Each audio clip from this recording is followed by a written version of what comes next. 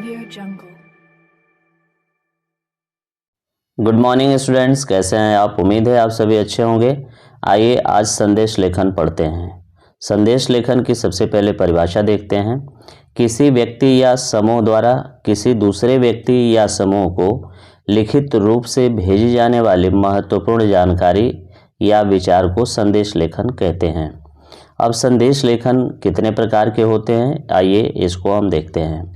संदेश लेखन में देखा जाए तो कुल 2 प्रकार के होते हैं, औपचारिक संदेश लेखन और अनौपचारिक संदेश लेखन। औपचारिक संदेश लेखन के बारे में आपको अच्छी तरह से पहले से ही जानकारी होगी, जैसा कि यह संदेश ऐसे संदेश कार्यालयी उद्देश्यों हेतु लिखे जाते हैं, और जो अनौपचारिक संदेश होते हैं वह ऐसे संदेश होते हैं जो अपने सगे संबंधियों को लिखे जाते हैं। जैसे आप औपचारिक और अनौपचारिक पत्र लिखते हैं, ठीक वही प्रोसेस इसमें होती है। आइए देखते हैं कि इनके लिखे जाने के जो संदेश लेखन है वो हम कैसे लिखेंगे, उनके विषय क्या क्या हो सकते हैं। पहला है शुभकामना संदेश हो सकता है, जिसमें जन्मदिन, किसी प्रतियोगिता में उत्तीर्ण होने पर या फिर पदोन्नति होने पर हम यह संदेश लिखते हैं। दूसरा होता है पर्व एवं त्यौहार पर संदेश लेखन। इसमें जैसे स्वतंत्रता दिवस हुआ, गणतंत्र दिवस हुआ, दीपावली, होली आदि पर हम संदेश लेखन लिखते हैं। तीसरा है विशेष अवसरों पर संदेश लेखन, जैसे पुण्यतिथि हुआ, शोक संदेश हुआ, भागवत कथा का आयोजन हुआ, पर्यावरण दिवस हुआ। इस तरह से जो होते हैं इसे हम विशेष अवसर का संदेश लेखन कहते हैं। अब संदेश लेखन के अंग क्या क्या हैं उस पर भी जान लेना बहुत ज़रूरी है। पहला है संदेश लेखन का जो विषय होता है वह है शीर्षक, दूसरा है दिनांक, तीसरा है समय, चौथा है अभिवादन और चौथा है मुख्य भाग। छठे नंबर पे आता है प्रेषक, यानी भेजने वाले को हम प्रेषक कहते हैं। अब आइए इसमें देखते हैं कि क्या क्या ध्यान रखने योग्य बातें हैं जो संदेश लेखन में ज़रूरी होता है। वो है सबसे पहला, सर्वप्रथम सीमा रेखा का बॉर्डर बनाते हैं, मतलब सीमा रेखा चारों तरफ से बना लेते हैं।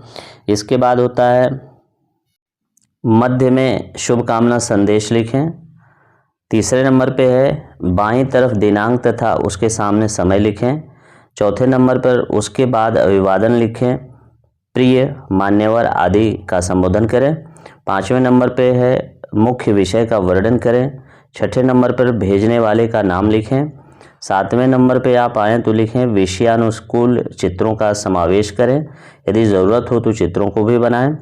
और आगे है कि विषयानुकूल शायरी या फिर श्लोक, दोहे, तुकांत शब्दों का प्रयोग यदि हो सके तो आप कर सकते हैं। विषय के अनुरूप रंगों का प्रयोग भी किया जा सकता है। और अंतिम पॉइंट है इसका कि शब्द सीमा का विशेष ध्यान रखना चाहिए।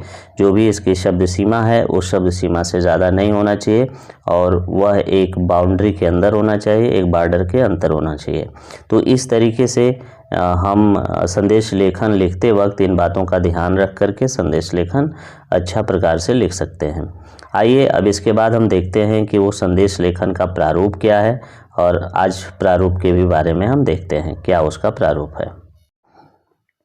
आइए प्रारूप देखते हैं। इसमें आप देख रहे होंगे प्रारूप हेडिंग है अनौपचारिक संदेश। चाहे औपचारिक कोई भी संदेश आप लिख सकते हैं। इसके लिए सबसे पहले आप एक देख रहे होंगे बाउंड्री बनी है चारों तरफ से। इसके बाद संबोधन है पहले नंबर पे। संबोधन में आप जिसको लिख रहे हैं संबोधन करेंगे। इसके बाद अपना सब्जेक्ट लिख देंगे और फिर अंत में आते हुए अपना एड्रेस लिख देंगे। तो इन सब चीज़ों का ध्यान रखना है, और ये प्रारूप आपके सामने है। आइए अब देखते हैं एक संदेश लेखन। यह संदेश लेखन पर्यावरण से संबंधित है। आइए पर्यावरण पे किस तरह से संदेश लेखन लिखते हैं उसके बारे में हम चर्चा करते हैं। विश्व पर्यावरण दिवस के अवसर पर शुभकामना संदेश, ये आपकी हेडिंग हो जाएगी। उसके बाद आप एक बाउंड्री बनाएंगे, उस बाउंड्री के अंदर बीच में आप लिखेंगे संदेश। इसके बाद इधर बाएं साइड में आप लिखेंगे दिनांक, जैसा कि यहाँ पर 3 जून 2023, 24 कुछ भी आप राइट कर सकते हैं। और इसके बाद और दाहिने साइड में आप देख रहे हैं समय लिखा है 12:30 दोपहर में। तो टाइम का भी ध्यान रखना है। और उसके नीचे यदि आपको दोहा आता है, शायरी आती है, तो उसे भी लिख सकते हैं, जैसा कि इसमें है, सांसें हो रही हैं कम, आओ मिलकर पेड़ लगाएं हम। इस तरह के आप स्लोगन भी लिख सकते हैं। तो इधर राइट हैंड में देखिए, आवश्यकता अनुसार यदि हो तो चित्र बनाएं। जैसा कि यहाँ एक पाम है, पाम के ऊपर आप देख रहे हैं एक पौधे को बनाया गया है और लिखा गया है विश्व पर्यावरण दिवस की शुभकामना। अब आइए देखते हैं शुभकामना क्या है। आप सभी को विश्व पर्यावरण दिवस की हार्दिक शुभकामनाएं। प्रकृति अनमोल है, आइए हम सब मिलकर पर्यावरण के संरक्षण और विकास का दृढ़ संकल्प लें। और इसके आगे है, सबसे नीचे आकर के आप लिखेंगे, अपना एड्रेस दे देंगे, अपना परिचय दे देंगे। जैसा कि यहाँ पर विजय गोयल नाम लिखा गया है, इसी तरीके से आप भी अपना नाम लिख सकते हैं। मीन्स लिखने वाले का यहाँ पता होता है, एड्रेस होता है, ये सारी चीज़ें ध्यान में रखनी होती हैं। तो इस तरीके से यह पर्यावरण आपको मैंने बताया, पर्यावरण से संबंधित शुभकामना संदेश। अब इसके बाद आइए देखते हैं एक और शुभकामना संदेश आपको मैं आपके सामने प्रस्तुत कर रहा हूं कि वह शुभकामना संदेश क्या है।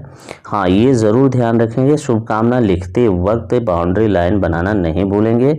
और यदि आवश्यकता है तो चित्र बना लेंगे, यदि संभव हो, बन पाता हो आपसे तो बना लेंगे और उसे भी एक बॉक्स में रखेंगे। तो आइए हम देखते हैं दूसरा संदेश लेखन क्या है। दूसरा संदेश लेखन आपके सामने प्रस्तुत है, नवरात्रि के पावन अवसर पर शुभकामना संदेश। इसके लिए सबसे बीच में आप लिखेंगे शुभकामना संदेश और उसके नीचे डेट लिखेंगे, जैसा कि यहाँ 14 मार्च 2023-24 कुछ भी रख सकते हैं। समय शाम 7 बजे, जैसा कि पीछे वाले में आप देखे होंगे समय राइट हैंड में लिखा हुआ था कॉर्नर में। यहाँ पे राइट हैंड में एक फिगर बना हुआ है, चित्र बना है, जिसकी वजह से जगह नहीं बन पाई है।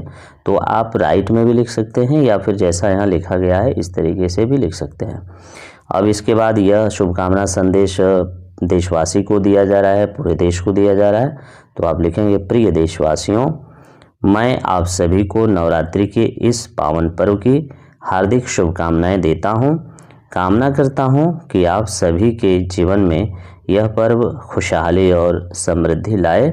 इसके बाद जैसा कि यहाँ देख रहे हैं प्रधानमंत्री जी का नाम यहाँ लिखा गया है, नरेंद्र मोदी जी का। तो आप ये प्रधानमंत्री की तरफ से संदेश लेखन है, संदेश दिया जा रहा है। तो इस तरीके से आप जहाँ भी काम करते हैं वहाँ से आप संदेश लेखन लिख सकते हैं और अपना एड्रेस दे सकते हैं। और जैसा कि इस राइट हैंड में लिखा गया है, देखिए शुभ नवरात्रि लिखा गया है और दुर्गा जी का चित्र बना हुआ है, फिर इधर कलश है। तो इस तरीके से आप भी एक फिगर बना के उसे सजा सकते हैं, कोई प्रॉब्लम नहीं है और पाठक को अच्छा लगेगा। जो आपका कॉपी चेक करने वाला है उसे अच्छा लगेगा, आपको नंबर अच्छा देगा। तो इन सब से सारी चीज़ों का ध्यान रखते हुए आपको शुभकामना संदेश लिखना है। उम्मीद है आपको ये सारी चीज़ें समझ में आई होंगी और यदि ये सब अच्छा है, लगा आपको, हेल्पफुल लग रहा हो, तो मेरे वीडियो को लाइक करें, शेयर करें और सब्सक्राइब करना ना भूलें। Thank you.